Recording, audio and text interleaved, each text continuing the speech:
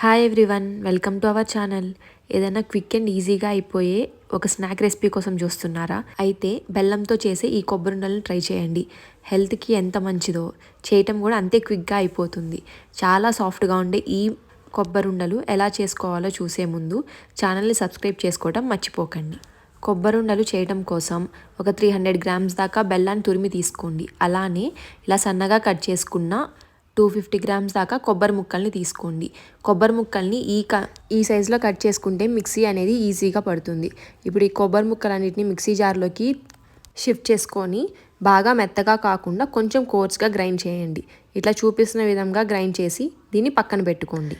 ఇప్పుడు మందపాటు ఒక కడాయి పెట్టుకొని అందులోకి మనం ముందుగా గ్రైండ్ చేసుకున్న కొబ్బరిని వేసుకోండి. ఆ కొబ్బరిలోకి మనం సన్నగా తురుముకున్న ఒక 300 గ్రామ్స్ దాకా బెల్లాన్ని తీసుకోండి. ఈ బెల్లాన్ని అలానే కొబ్బరిని కంప్లీట్గా మిక్స్ అయ్యేదాకా మిక్స్ చేసుకోండి.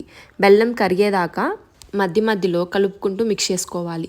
ఇలా అంతా బాగా మిక్స్ అయిన తర్వాత లైట్గా ప్రెస్ చేసుకుంటూ బెల్లాన్ని కరిగేదాకా మిక్స్ చేసుకోవాలి.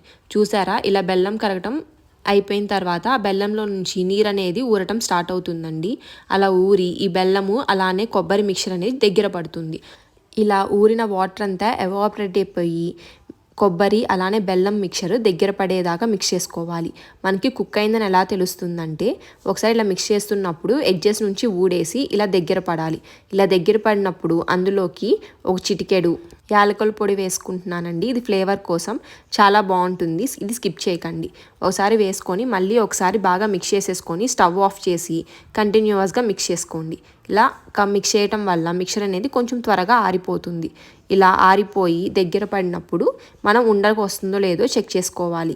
ఇలా ఉండకి రావటం స్టార్ట్ అయ్యిందంటే మనకి కొబ్బరి ఉండలు చేసుకోవడానికి కరెక్ట్గా ఉన్నట్టు. ఇప్పుడు చేతికి కొంచెంగా నెయ్యి రాసుకొని మీకు ఏ సైజులో అయితే కొబ్బరి ఉండలు కావాలో దానికి తగినంత మిక్చర్ని చేతిలోకి తీసుకొని చూపిస్తున్న విధంగా కొబ్బరి ఉండల్ని చేసుకోండి. ఇలా చూపించిన విధంగా రిమైనింగ్ కొబ్బరి ఉండల్ని కూడా చేసుకొని పక్కన పెట్టుకోండి. ఈ కొబ్బరి ఉండలు అనేవి ఈజీగా ఒక 10 days అన్నా స్టోర్ అవుతాయండి. పిల్లలు ఏమైనా స్నాక్స్ అడిగినప్పుడు క్విక్గా తీసి ఇచ్చేయచ్చు.